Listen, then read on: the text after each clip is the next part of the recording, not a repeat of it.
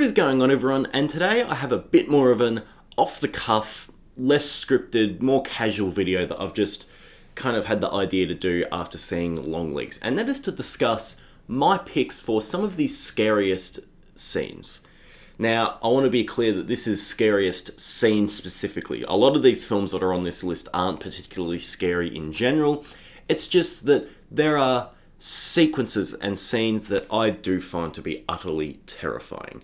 And this is just my list. It's not ranked, it's just ones that bother me the most. There are probably a few scenes on here that you'd be like, what the fuck, why is that on here? But they get to me and I'll explain my reasoning why. So the first one that I have is actually from 2001 A Space Odyssey, and it is a scene when hell goes just completely bonkers.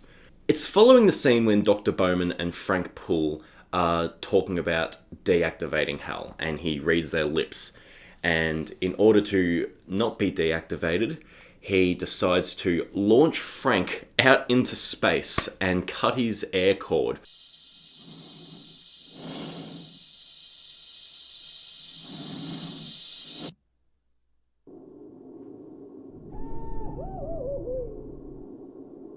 And also kill off every single other crew member by dismantling their life support while they're in the cryo sleep or whatever it is that it's called. And then you have Dr. Bowman that goes out and tries to save Frank by grabbing him, and then hell won't let him back in. And it's just this image of hell, just the red dot with that monotone smugness in hell's voice when he's just saying, "I'm sorry, Dave. I'm afraid I can't do that." For me, being stranded out into space, suffocating, not being able to breathe, no one will ever know what happened to you, no one will ever find you, it's absolutely terrifying to me. And the fact that it's about a robot, artificial intelligence, that has the free will and the ability to do that, it's absolutely terrifying. And with artificial intelligence becoming more and more of a discussion now more than ever, this film really holds up and really gets under my skin in more ways than one. And while this film is absolutely not a horror film, that scene in particular really, really bothers me. Next up, we have a film that I wouldn't say is particularly scary, but the very final scene of it is, and it is Don't Look Now. Now, this is a film that follows Donald Sutherland and Julie Christie as they lose their kid, and just this desperation takes a hold of them. They believe that their daughter, Donald Sutherland in particular, thinks that their daughter has a message for them from the afterlife. Now, this isn't necessarily much of a scary film. It's more of just a film that's just drenched in dread and sadness. The idea of losing a kid, I'm sure as a parent, would be horrific. I'm obviously not, but that's bad enough. But the reason this film gets onto my list, this scene in particular, the final scene of the film, is just the kind of visceral reaction it gave me. I don't know what I was expecting, but there was just something that really bothered me about seeing this figure in a red coat running through the streets of Venice. And when Donald Sutherland finally approaches it, and it turns around, and it's this disfigured dwarf that runs up and slashes his neck with a cleaver. Wait.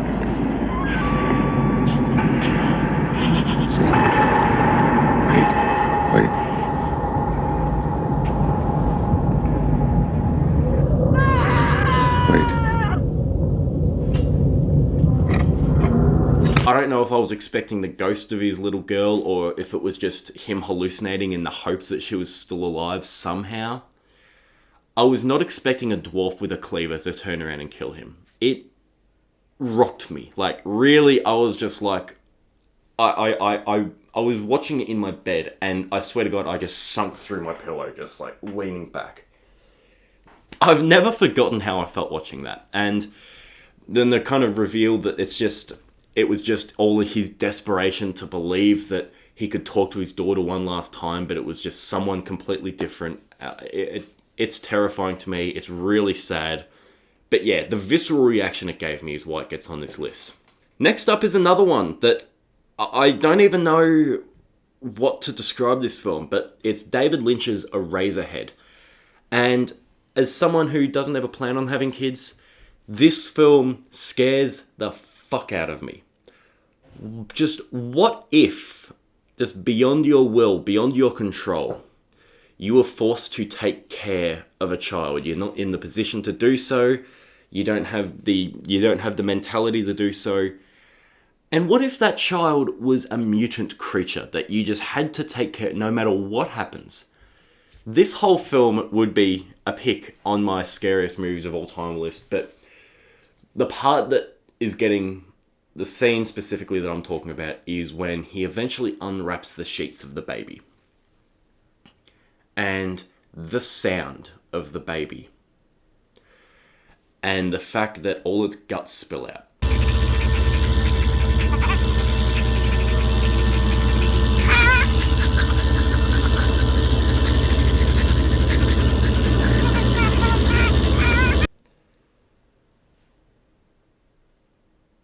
I wanted to turn this movie off so badly when I watched it. I watched it a couple of years ago now. And again, like Don't Look Now, I will never forget how I felt when he unwraps that baby and its guts spill out and it's just screaming. It gives you it makes you think he's a failed father. He's failed to do his duty. And he's a weak man and he's unable to care for something that is his. But just the way it goes about it, it's just like a nightmare of a man who has... I feel like the whole film is a nightmare of his, where he's just like, what could be the worst possible scenario of being a parent? And as someone that being a parent would be a nightmare for me, this film taps into that. And yeah, unwrapping the sheets, my God. Next up is a film that I would say is a bad movie. I do not think that this film is good at all. But the opening scene, actually about the opening 20 minutes, because this opening scene is really drawn out, is really good. And it is When a Stranger Calls from 1979.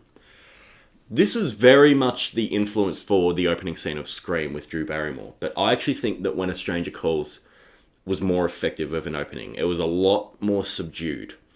And it's just this woman in this house that she's unfamiliar with, she's babysitting, and she just keeps on getting these phone calls of just creepy voice going, "Have you checked the children yet?"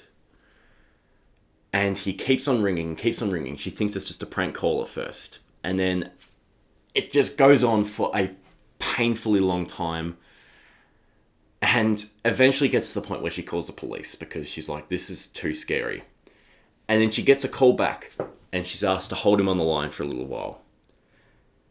And she does. And then the police call her and say, look, the calls are coming from inside the house. This person is ringing you from somewhere else inside this house that you're unfamiliar with. And then just... my God.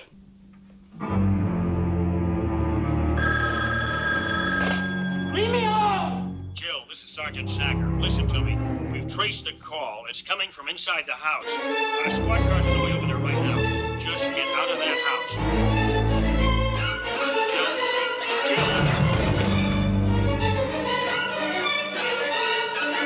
This shadow just appears on the wall from the stairs, and you realize that this guy has murdered the fucking children that she's babysitting. Oh my God. Home invasions is something for me that is really scary. The idea of having your privacy invaded. But when it comes to the point that it's your responsibility to look after someone in a home, especially when you're not familiar with that home, but you're expecting to be safe there, and you feel like that you've got children's blood on your hands. This scene goes on for so long, and it is so creepy and so terrifying that it feels like it could be something that could potentially happen. I was really unsettled by it, and I was hooked for what the rest of the film would bring me. Unfortunately, the rest of the film wasn't very good, but this opening scene is an all-timer. Next up, we have Insidious.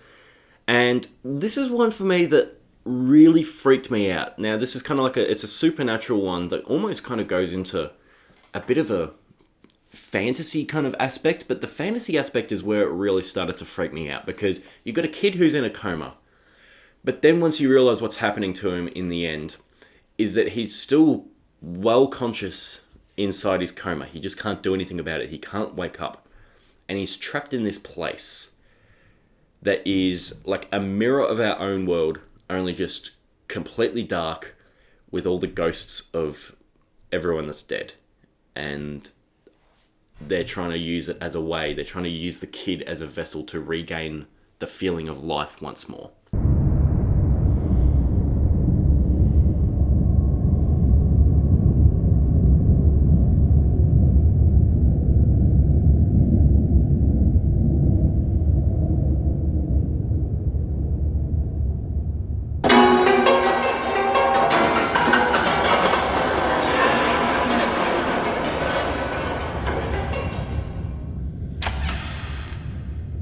What creeps me out so much about this is that imagine being in a coma. Imagine being trapped inside your own head and there's nothing that you can do about it. Absolutely nothing. That freaked me the fuck out. And it still does on rewatches.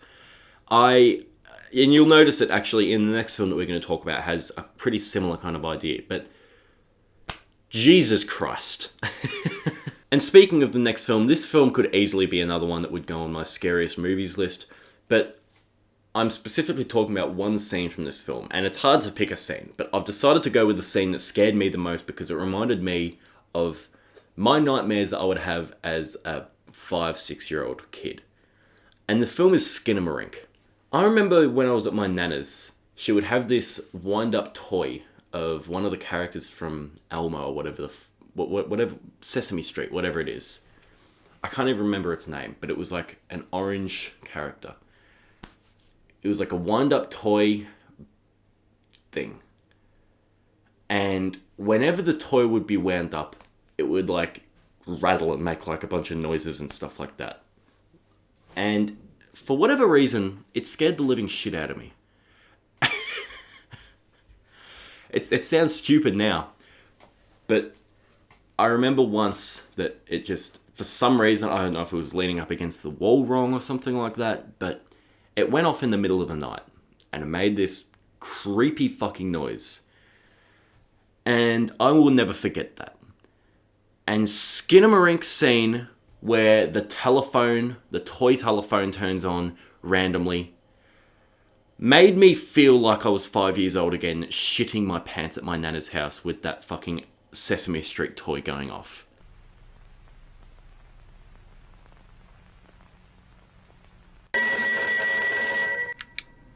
Just the still image of the phone, and it just goes... I nearly pissed myself. It just tapped into some primal fear of mine or something like that. But the whole film is terrifying, and it's probably not even the scariest part of the film. When you think about it, again, it's like potentially like a kid's in a coma, kind of like what we're talking about with Insidious. But it's this specific moment that got to me the most, just because it tapped into something so personal to me, and something that freaked me the fuck out when I was little. It's funny now, but it wasn't funny when I watched it. Next up, we have a scene from a film that came out just a couple of years ago called Nope. One of the more celebrated films of the decade, I would say, so far. And this isn't one of those films that's particularly scary in general, but there are about 2 or 3 scenes in the film that are absolutely horrific. And the scene that I'm going to go for is the lasso experience scene. When you have this entire crowd that they're using the jean jacket as like a spectacle. And jean jacket comes down over the top of everyone and sucks this entire crowd up and eats them all alive. And you have this disgustingly horrific scene where it's just the entire crowd of people just being sucked through its intestines and its digestive system. And it's just so claustrophobic. You can almost smell the insides. People struggling to breathe. It's just horrific to me. Just the claustrophobic element of this is so scary. And it's just this entire crowd of people that are fully conscious and fully experiencing it.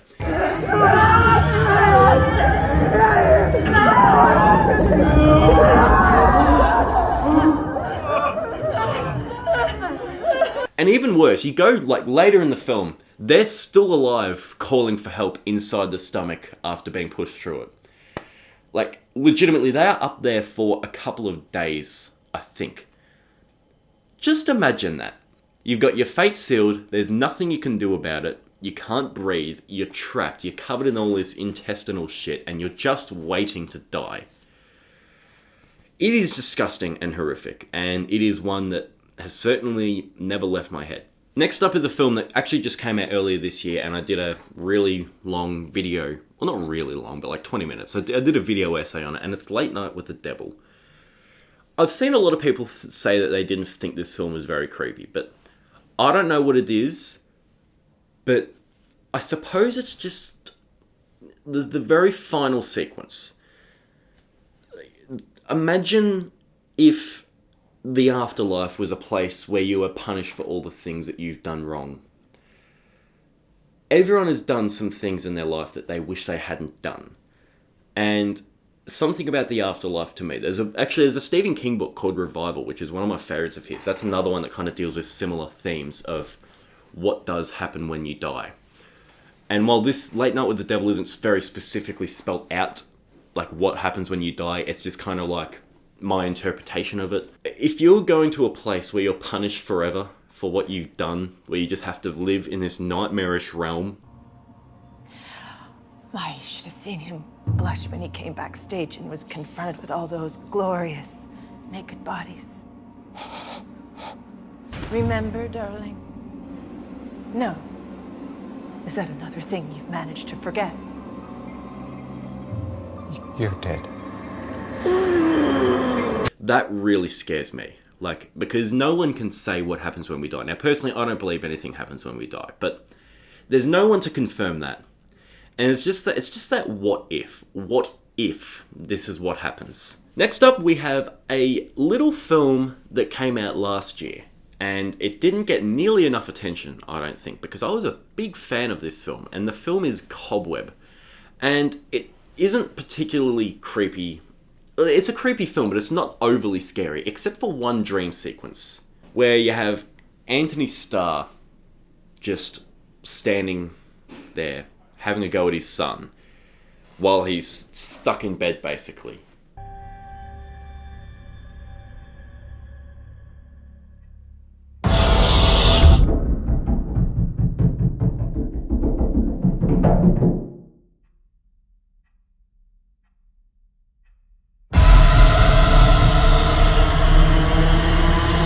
It's a very short scene. It doesn't last for very long, but it is just stuck with me to the point that it nails perfectly what a nightmare, especially when you're like that age, like 7 or 8 years old, it nails perfectly what a nightmare can feel like. And it just does it really, really well. And lastly, I have a film that I actually only watched a few days ago, but with watching this film and Longlegs in the span of a couple of days, it really inspired me to do a video like this.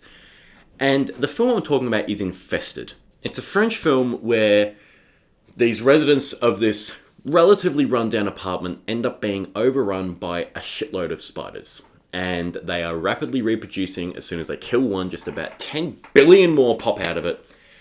And I hate spiders. I really, really, really, really, really hate spiders. Now, living in Australia, you might think I'm okay with them. Fuck no. I fucking hate them. They're horrific. I despise spiders. I wish they never existed. And there are a bunch of scenes that I could choose from this film. This is another one that would definitely go on my scariest films list. But the scene I'm going to go with is the shower scene. And it's just because it gets everything right. All these, I would say irrational fears, but they're not irrational at all. They are very, very plausible, like possible things that just have always bugged the shit out of me.